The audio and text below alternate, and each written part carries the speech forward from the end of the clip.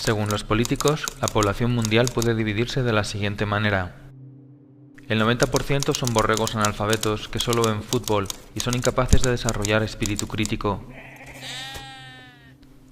Un 9% son personas con educación y cultura, realizan profesiones útiles, están preocupados por el medio ambiente pero tienen bajos salarios y no tienen poder ni influencia. Un 1% restante se queda con todas las riquezas, destruyen los recursos naturales y explotan al 99%. Esta película pretende ser lo más objetiva posible, evitando cualquier juicio subjetivo u opinión dogmática que tergiverse los hechos. Esto es especialmente aplicable a los banqueros y a los políticos.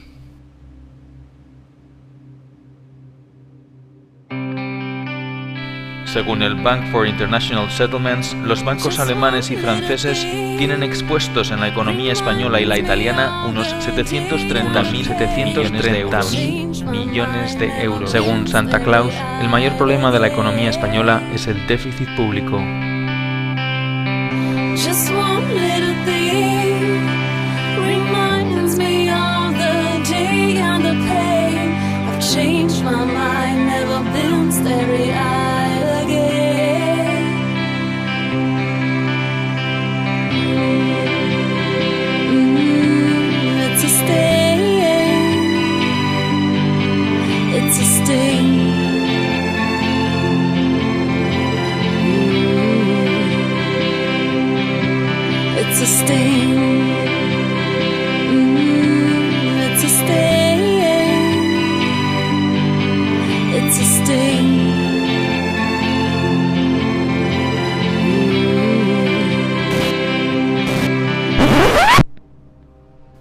Bretton Woods.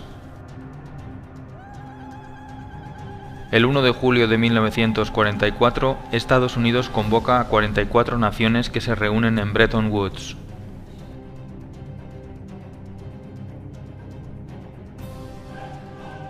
Se piensa que para llegar a la paz y a la prosperidad hay que implantar una política librecambista. En Bretton Woods se crean dos organismos clave en la economía actual: el Banco Mundial y el Fondo Monetario Internacional.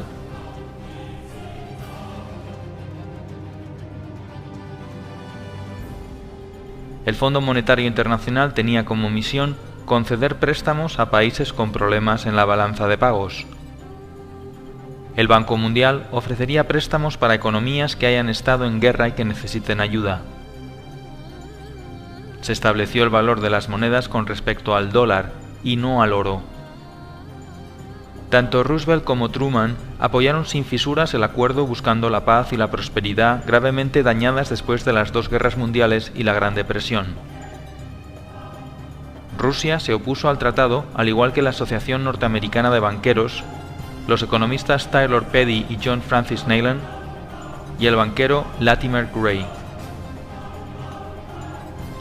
Todos ellos vaticinaron que si el Fondo Monetario Internacional se establecía en países con problemas económicos, éste terminaría teniendo un poder absoluto sobre las soberanías nacionales.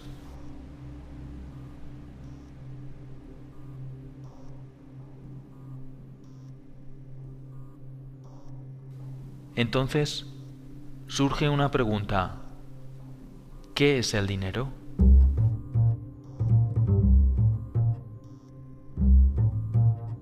La mayoría de la población no sabe lo que es el dinero ni cómo funciona. De esa forma pueden ser engañados, manipulados y controlados fácilmente por los bancos y por los gobiernos. Antiguamente, el dinero era algo físico. Se utilizaba como forma de intercambio. Cualquier cosa podía ser dinero: una pluma, sal, conchas marinas, semillas de cacao, arroz, ámbar, especias, cobre o también los metales preciosos. Con el tiempo aparecieron las primeras monedas y luego billetes cuyo valor se referenciaba con el oro o con la plata. Como el oro era muy engorroso de transportar, se empezó a guardar en bancos y estos emitieron pagarés que valían lo mismo que el valor depositado en oro. Pronto los banqueros se dieron cuenta de una cosa: si un banco emite mucho más pagarés que el oro que tiene depositado, nadie se dará cuenta, y le hará mucho más rico. Este sistema se conoce como sistema de reserva fraccional. El banco solo tiene que tener una parte del dinero. Como hemos visto en Bretton Woods, hubo un cambio importante en el concepto de dinero. El valor del dinero ya no dependía de los depósitos de oro. Se podía crear dinero de la nada. Solamente el 5% del dinero del mundo existe en forma tangible como billetes y monedas. El resto del dinero son solo unos y ceros en un ordenador.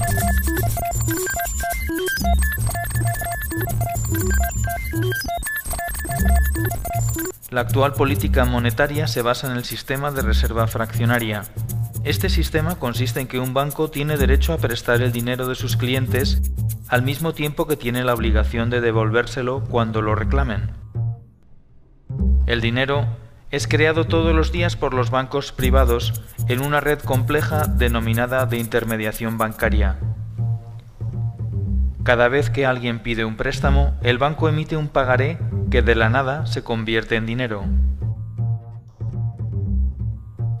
Aunque se crea el dinero de esta manera, el sistema está fuertemente regulado y se basa en la confianza. Para que esto sea posible, se establece un pequeño control llamado el requerimiento fraccional de reserva. El requerimiento fraccional de reserva es el límite que impone un gobierno para la creación de dinero mediante el coeficiente de caja. El coeficiente de caja indica el porcentaje de dinero que un banco debe mantener en reservas líquidas y se calcula mediante la siguiente fórmula. Según el reglamento 1745/2003 del Banco Central Europeo, el coeficiente de caja está en un 2%. Sin embargo, según el artículo 4, los depósitos a plazo a más de 2 años se les aplica un coeficiente de un 0%. Esto quiere decir que se puede crear dinero de la nada ilimitadamente sin generar depósitos de reserva. El único límite en el mercado interbancario será el definido por el efecto multiplicador del dinero, pero en la práctica no hay límite.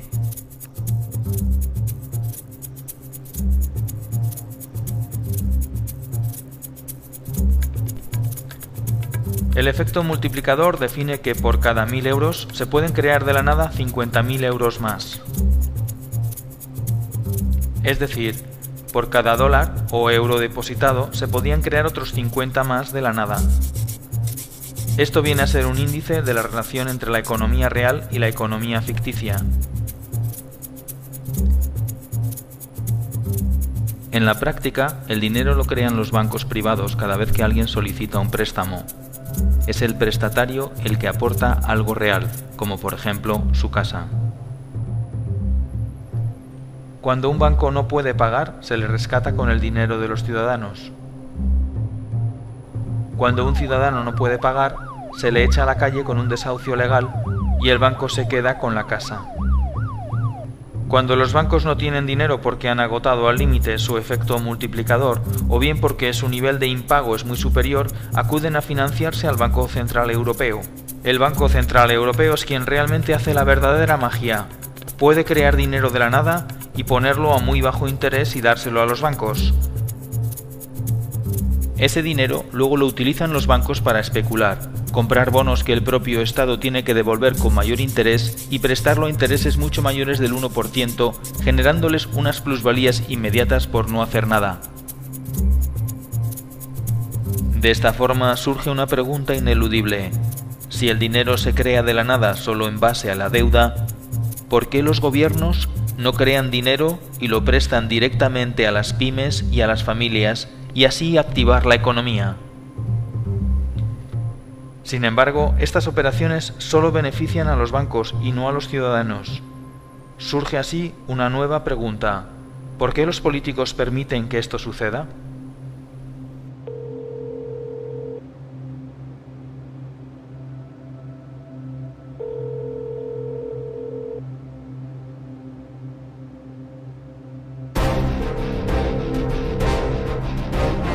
Teoría de las puertas giratorias.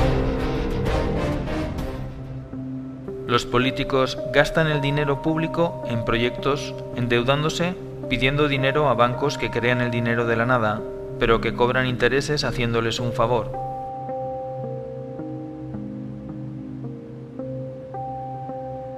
Este dinero generado de los impuestos de los ciudadanos y aumentado por nuevos préstamos va a parar a empresas amigas que diseñan presupuestos sobrevalorados mediante ingeniería financiera de forma legal. Una obra que cuesta 120 millones ahora cuesta 160 millones por arte de magia. Los proyectos suelen ser obras públicas de gran calado y se vende la idea de que este tipo de proyectos mejoran la economía del país y son buenos para la gente. Cuando esta operación se hace bien no pasa nada, pero cuando se hace mal se descubren tramas de corrupción y pueden ser juzgados por la ley. Para que el sistema funcione y queden impunes, hay que manipular las leyes o bien comprar también a los jueces.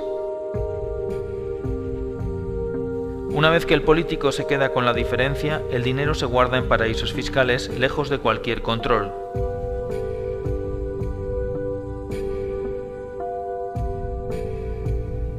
Las cantidades son tan grandes que incluso vale la pena pasar unos años en la cárcel.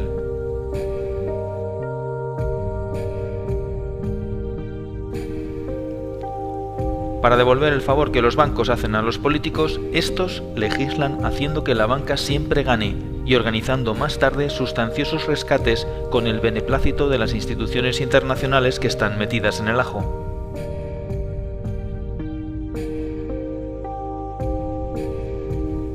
A veces es un banco, otras veces es una multinacional,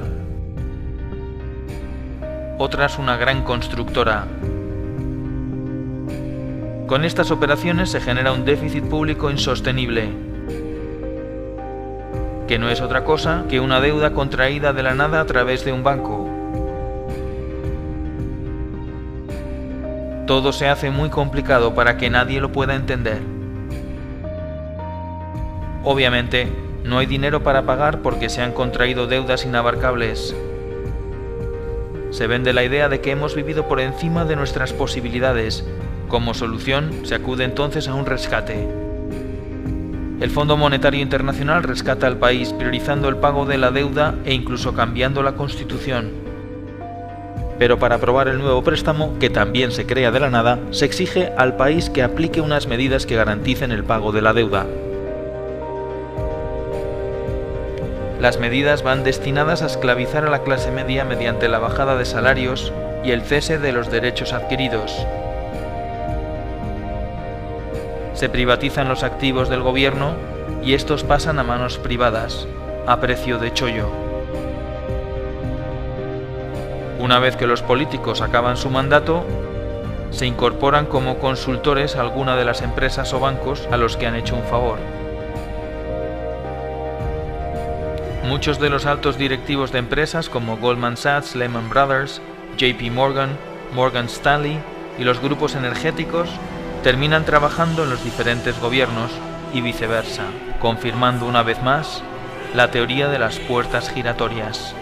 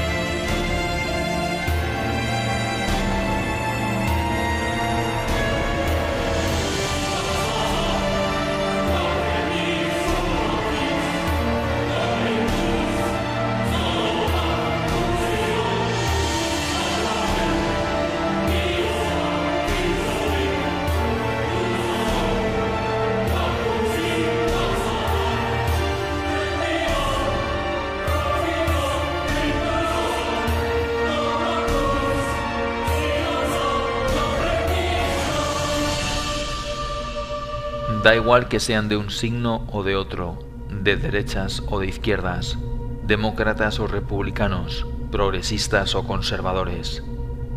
La realidad económica nos señala que los políticos, en lugar de prestar sus servicios a la ciudadanía, al 99%, la prestan al 1%.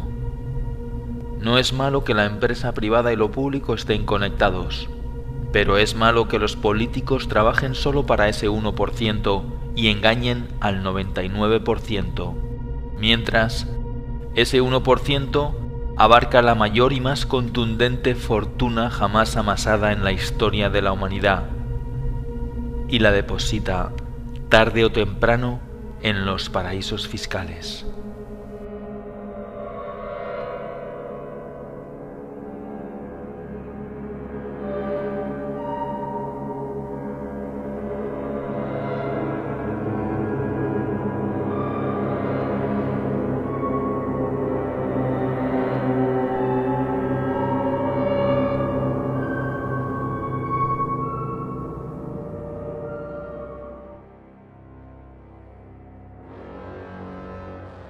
La gran mayoría de las empresas que cotizan en el IBEX 35 tienen presencia en los paraísos fiscales.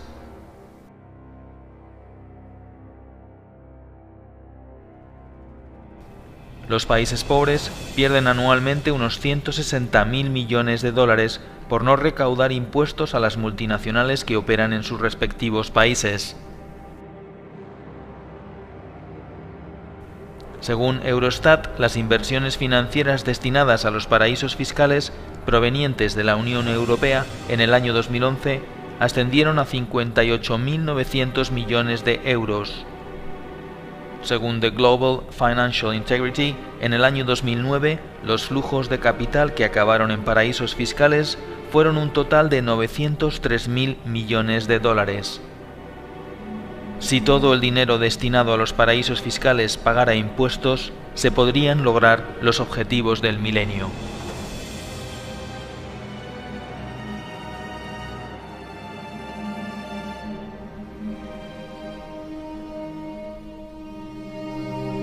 Como hemos visto, el principal problema de la economía no es el déficit público, ni siquiera la deuda. Todos esos males no son problemas, son consecuencias. El sistema financiero y las corporaciones multinacionales, al no encontrar un límite a su actividad, han corrompido el sistema político sometiéndolo a sus intereses, dando la espalda a las personas, creando un mundo cada vez más absurdo y esclavizante. Los políticos trabajan para los lobbies financieros, dejando al ciudadano cada vez más indefenso y pobre.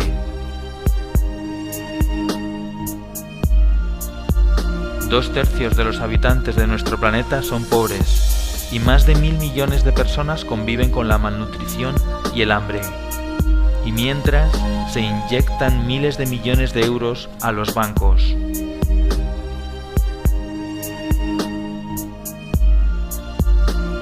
¿Cómo es posible? El 99% de la población está cada vez menos protegida y es más vulnerable a ser explotada y padecer una miseria económica perpetua.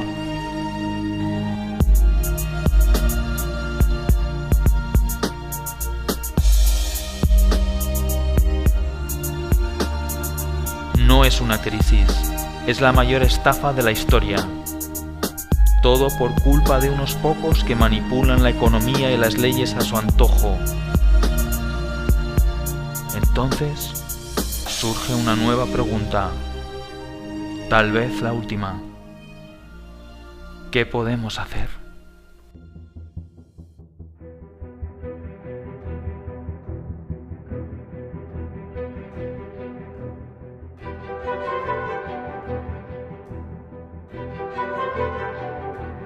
Creación de una tasa sobre operaciones financieras del 0,1%.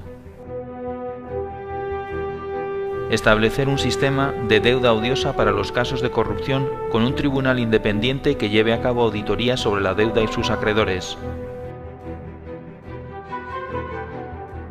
Acabar con el secreto bancario. Limitar la actividad de los paraísos fiscales mediante impuestos al capital circulante del 30%. Presionar a los partidos políticos para que reorienten sus políticas a favor del bienestar de los ciudadanos. Apoyar asociaciones que persigan una justicia más independiente del poder político y económico. Utilizar la banca ética. Presionar y participar en las organizaciones sindicales para contrarrestar el poder de las multinacionales y de las reformas laborales.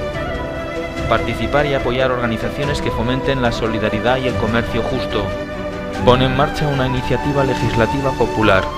Entérate de cuáles son las condiciones concretas en tu país. Participar y apoyar organizaciones que protejan el medio ambiente y propongan un modelo de crecimiento sostenible. No votes a los partidos mayoritarios. Lee libros e infórmate sobre la realidad. No te creas lo que te dicen los medios de comunicación, la mayoría están comprados. Piensa que la pasividad y el escepticismo son cómplices de la corrupción. Afíliate a un partido con el que estés en desacuerdo y trata de cambiarlo desde dentro. No utilices la violencia, utiliza la cabeza. Somos el 99%. Tenemos mecanismos para contrarrestar el poder. Somos más fuertes. Somos más. Es hora de entrar en acción.